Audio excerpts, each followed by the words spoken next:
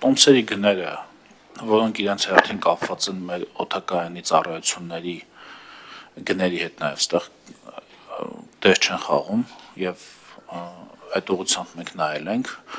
դե Վրաստանում գները, ավիատոմսերի գները էականորեն էժան են նույն ուղղություններով եթե նայենք։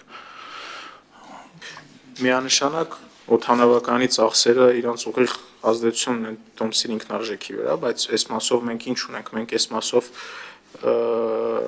մի շարք արտոնություններ ենք տալիս մի շարք ընկերություններին, այսինքն կառավարությունը այդ որոշումը կայացնում է կամ ներգրավում է մի շարք լոու-քոստերների